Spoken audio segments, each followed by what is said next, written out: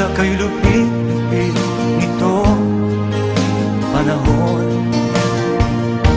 Huwag kang mawawalan ng pag-asa,